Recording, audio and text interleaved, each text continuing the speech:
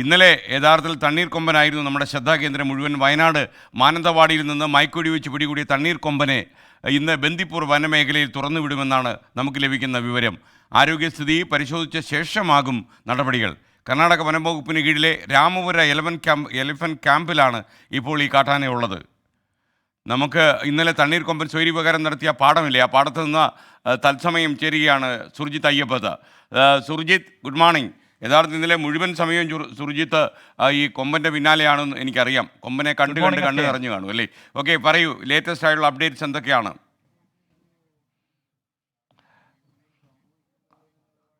SKN കുറച്ച് നാളുകളായി കൊമ്പൻ, കടുവ, പുലി ഇതിൻ്റെ എല്ലാം തന്നെ പിന്നാലെയാണ് വയനാട്ടിലെ ഓരോ മാധ്യമ പ്രവർത്തകരും. ആ കൂട്ടത്തിൽ ഞാനും ഉണ്ട്.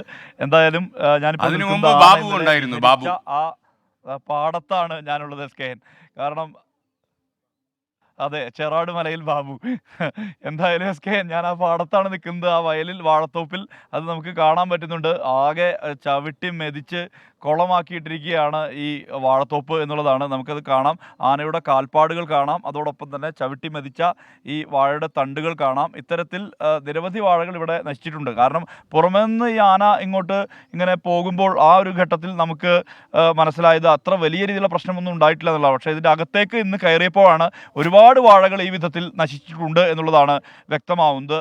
എന്തായാലും ആനയെ നിലവിൽ ഇവിടുത്തെ ഇന്നലെ രാത്രി പുലർച്ചെ 2 മണിയോടുകൂടി രാമപുര ക്യാമ്പിലേക്കാണ് മാറ്റിയിരിക്കുന്നത്. ആനയെ ഇതുവരെ തുറന്നു വിട്ടിട്ടില്ല, ബന്ദിപ്പൂർ വനമേഖലയിലേക്ക് തുറന്നു വിട്ടിട്ടില്ല എന്നുള്ളതാണ് ഏറ്റവും പ്രധാനപ്പെട്ട വിവരം. എന്തായാലും ആനയെ ഇന്നലെ തന്നെ ക്യാമ്പിൽ എത്തിച്ചു. ആ ക്യാമ്പിൽ ഇനി കൃത്യമായ രീതിയിലുള്ള പരിശോധനയ്ക്ക് ആനയെ വിധേയമാക്കും. ആ പരിശോധനയ്ക്ക് ശേഷമായിരിക്കും ആനയെ വിടുക. എന്തായാലും ആ പരിശോധന കർണാടക വനംവകുപ്പ് ഉദ്യോഗസ്ഥരാണ് നടത്തുന്നത്. ഇന്നലെ രാവിലെ മുതൽ സ്വൈരവിഹാരം നടത്തുകയായിരുന്നു ഈ മേഖലയിൽ ആന. ആ ആന നിലവിൽ ഇപ്പോൾ ഈ കർണാടക വനംവകുപ്പിൻ്റെ കീഴിൽ ഉള്ള ഈ രാമപുരയിലെ ക്യാമ്പിലേക്കാണ് ആനയെ എത്തിച്ചിരിക്കുന്നത്. വിശദമായ രീതിയിലുള്ള പരിശോധനയ്ക്കെല്ലാം തന്നെ ഈ ആനയെ വിധേയമാക്കണം. അതിൻ്റെ ആരോഗ്യസ്ഥിതി പരിശോധിക്കണം. അതിനുശേഷം മാത്രമേ തുറന്നു വിടുകയുള്ളൂ എന്നുള്ളതാണ് കർണാടക വനംവകുപ്പ് വ്യക്തമാക്കുന്നത്. ഇവിടെ ഈ തോട്ടം കാണാൻ വേണ്ടി ധാരാളം ആളുകൾ എത്തിയിട്ടുണ്ട്. ഇവരൊക്കെ ഇന്നലെ ഈ ദൃശ്യത്തിന് സാക്ഷിയായിട്ടുള്ള ആളുകളാണ്. ചേച്ചി, പേരെന്താ? എൻ്റെ പേര് റേച്ചൽ. രാവിലെ തന്നെ എന്താ സ്ഥിതി നോക്കാൻ ഇറങ്ങിയതാണ്. എന്താണ് അവസ്ഥ എന്ന് പറഞ്ഞാൽ ഇത് കാണുമ്പോൾ നെഞ്ചു പൊട്ടിപ്പോവും. കാരണം ഇത് ചെയ്ത ഒരു മത്തായി ചേട്ടൻ എന്ന് പറഞ്ഞ ഒരു ഓട്ടോ ഡ്രൈവർ ചേട്ടനാണ്. ആ ചേട്ടൻ ഒരു 4-5 പ്രാവശ്യം ഒരു ദിവസം ഇവിടെ വരും. പിന്നെ ഇതിന് അപ്പുറത്തെ രാജൻ എന്ന് പറഞ്ഞൊരു ചേട്ടനാണ് എടുക്കുന്നത്. ആ ചേട്ടൻ രാവിലെ ഒരു 8 മണിക്ക് വന്ന് ആ ചേട്ടൻ ഒരു 5:30 കയറി പോകത്തുള്ളൂ. ആ വാഴയ്ക്കകത്തുണ്ടെന്ന് നമുക്കറിയാം. നമുക്ക് വീട് അത്ര അതിരായതുകൊണ്ട് നമ്മൾ ബാക്കിലേക്ക് ഇറങ്ങുമ്പോൾ ഇവരുടെ കാണാം. ഇതെന്ന് പറഞ്ഞാൽ ആ ചേട്ടൻ്റെ ജീവൻ ഇതല്ലാതെ അപ്പുറത്തെ വാഴയായതും ഓക്കെ, അങ്ങനെയൊക്കെ ഒരു വലിയ സങ്കടമാണ്. പിന്നിലെ നന്നായി നഷ്ടം ഉണ്ടാക്കിയിട്ടുണ്ട്. ഇവരൊക്കെ തന്നെ പണിയെടുക്കുന്നവരാ. അതെ, കൂലി കൊടുക്കാനുള്ള വക ഇല്ല. രാവിലെ ആന കണ്ടിരുന്നല്ലോ ഇവിടെ.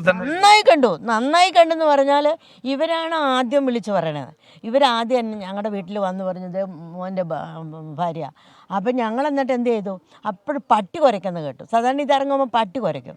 അപ്പുറത്തെ വീട്ടിലൊക്കെ പട്ടിയുണ്ട്. അപ്പോൾ ഞങ്ങൾ ടെറസിൻ്റെ മുകളിൽ കയറിയപ്പോൾ ഉണ്ട് പിന്നെ സിവിൽ സ്റ്റേഷൻ്റെ റോഡ് കട്ട് ചെയ്ത് അവിടെ ആ വനത്തിൽ നിന്ന് കട്ട് ചെയ്ത് പിന്നെ ഈ പോലീസ് ക്വാർട്ടേഴ്സിൻ്റെ സൈഡിൽ കൂടെ വന്നിട്ട് പുള്ളി ആ വയലിലേക്ക് ഇറങ്ങുമ്പോൾ അവിടെ 2 മരം ഉണ്ടായിരുന്നു. അതെല്ലാം തട്ടി അങ്ങ് തെറിപ്പിച്ചിട്ട് വളരെ ലൈവായിട്ട് വന്ന് ഞങ്ങളുടെ വീടിൻ്റെ ബാക്കിലെന്ന് പറഞ്ഞാൽ ഒരു ഇത്ര ദൂരമേ ഉള്ളൂ അവിടെ നിന്ന്. അപ്പം ഞങ്ങളെല്ലാം ഞങ്ങളെല്ലാം എന്ന് പറഞ്ഞാൽ ഇതെൻ്റെ ചേച്ചിയുടെ മോളാണ്, പിന്നെ ഇവളുടെ ഭർത്താവ്, കുട്ടി. ഞങ്ങൾ 3 പേരേ ഉള്ളൂ, 4 പേരേ ഉള്ളൂ. എന്നിട്ട് കയറി ഇങ്ങനെ നോക്കിയപ്പോൾ അവിടെ ഇങ്ങനെ വന്ന് അവിടെ മെല്ലെ നിന്നിട്ട് അതുപോലെ തന്നെ ഇങ്ങോട്ടേക്ക് വന്ന് ഇതിലേക്ക് കയറി. അപ്പോഴത്തേക്കും എല്ലാവരും എത്തി. ഫോറസ്റ്റുകാർ, മറ്റുദ്യോഗസ്ഥർ, പോലീസുകാർ, ആരൊക്കെയാണെന്ന് നമുക്കറിയത്തില്ല. എല്ലാവരും എത്തി. അന്നേരം തന്നെ മറ്റു തരത്തിലുള്ള വലിയ ഒന്നും ഉണ്ടാക്കിയില്ല. വളരെ ശാന്തനായിട്ട് അങ്ങ് പോയി. പുള്ളി അതിൽ പോയി കയറാൻ വേണ്ടി പോയതാണ്. അപ്പോൾ അവിടെ ജനം ഇതുണ്ടാവണ, അങ്ങോട്ട് പോയാലും അതുണ്ടാവണ. എനിക്കേ ആ റോഡ് മൊത്തം അങ്ങോട്ടും ഇങ്ങോട്ടും അങ്ങനെ. അപ്പോൾ പുള്ളി അങ്ങോട്ട് കയറിയപ്പോൾ പിന്നെ കോളനി, ഇവിടെ അല്ലാത്ത ജനം അതേപോലെ തന്നെ താഴോട്ടിറങ്ങും, വീണ്ടും മുകളിലോട്ട് കയറും, താഴോട്ടിറങ്ങും. അങ്ങനെയായിരുന്നു. അപ്പോൾ അത് നമുക്ക് ടെറസിൻ്റെ മുകളിൽ നിന്ന് നല്ല ലൈവായിട്ട്. പക്ഷെ ഒരു ഉപദ്രവകാരികളോ ആയിട്ട് ഒന്നും ആയിട്ടില്ല. ചന്തമുള്ള കാഴ്ചയായിരുന്നു. ചന്തമുള്ള കാഴ്ചയായിരുന്നു. പക്ഷേ ഇത് ഓർക്കുമ്പം ഭയങ്കര സങ്കടമാണ്. പിന്നെ എടുത്തു പറയാൻ കാരണം ചാനലുകാരും ഇതിൻ്റെ ഈ ദൗത്യം ഈ നിർവഹിക്കേണ്ട ഉദ്യോഗസ്ഥരായി എല്ലാ ചെറുതു തൊട്ട് വലുത് വരെയുള്ള എല്ലാ ആൾക്കാരും രാവിലെ തൊട്ട് ഇന്നലെ രാത്രി അതിന് ആന കയറ്റുന്നോടം വരെയും ഇവിടെ ഉണ്ടായിരുന്നു. യാതൊരു കുറ്റവും ആരെയും പറയാൻ നമുക്കില്ല. കാരണം ഞങ്ങൾ ഇവരും ഞങ്ങളുമാണ് ഏറ്റവും അടുത്തുള്ളത്. ഒറ്റ കാര്യം കൂടി പറയാനുണ്ട്. ഒരാളിലേക്ക് കൂടി നമുക്ക് പോകേണ്ടതുണ്ട്. ഒന്ന് മറുകണ്ഠം ചാടി വേണം കടന്നു പോകാൻ. ഒരു മിനിറ്റ്. എന്തായാലും ഇദ്ദേഹത്തിന്റെ വീട്ടുകാരാണ് ഇത് പൂർണ്ണമായും കണ്ടത്. ഇവരുടെ വീട് ഈ ആന നിന്നിരുന്ന പ്രദേശത്തിന്റെ തൊട്ടടുത്ത് ചേർന്ന സ്ഥലമാണ്. ഇദ്ദേഹത്തിന്റെ ഉമ്മ ഞങ്ങൾക്ക് ഉച്ചയ്ക്ക് ഭക്ഷണം തന്നത് ഇദ്ദേഹത്തിന്റെ ഉമ്മ കൂടിയാണ്.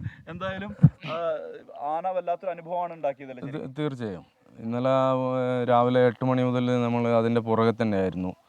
കൂടാതെ വളരെ ശാന്തനായിരുന്നു. അതുകൊണ്ട് ജനങ്ങൾക്ക് അത്ര വലിയ പരിഭ്രാന്തി മറ്റു കാര്യങ്ങളൊന്നും ഉണ്ടായിട്ടില്ല. എന്തായാലും സമാധാനപരമായിട്ട് തീർച്ചയായും ഇന്നലെ അതിൻ്റെ ദൗത്യം പൂർത്തീകരിക്കാൻ പറ്റുമെന്നാണ് സംശയിച്ചിരുന്നത്. കാരണം ഇരുട്ട് വീണാൽ ഇതുവഴി ഇവിടെ മൊത്തം ചതുപ്പാണ്. ഇവിടുന്ന് അതിനെ കയറ്റി കൊണ്ടുപോകാനും അതുപോലെ കുങ്കിയാനൊക്കെ തള്ളാനൊക്കെ ഉള്ള ബുദ്ധിമുട്ടുണ്ടായിരുന്നു. എന്തായാലും ഇവിടുത്തെ ഒരു കാഴ്ച എന്ന് പറയുന്നത് ഇതൊക്കെ തന്നെയാണ്.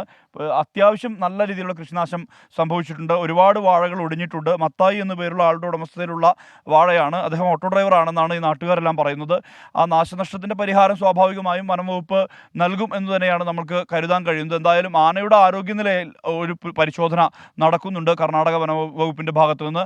ആ പരിശോധനയ്ക്ക് ശേഷം മാത്രമാകും ബന്ദിപ്പൂർ വനത്തിലേക്ക് ആനയെ തുറന്നുവിടാനുള്ള ഒരു ശ്രമം ഉണ്ടാവുക. ആന ചവിട്ടി മെതിച്ച മേഖലയാണിത്. അതായത് ഇന്നലെ രാവിലെ ഒരു 8 മണിക്ക് ശേഷം ആനയുടെ വിഹാരം ഇവിടെയായിരുന്നു. പിന്നീട് രാത്രി 10:30 ഇവിടെ നിന്നും കൊണ്ടുപോകും വരെയും ആന ഇവിടെ നിറഞ്ഞു നിൽക്കുന്ന സ്ഥിതിയാണ്. 2 തവണ മാത്രമാണ് ഒന്ന് പുറത്ത് ഇവിടെ നിന്നും ഇറങ്ങാൻ ശ്രമിച്ചത്.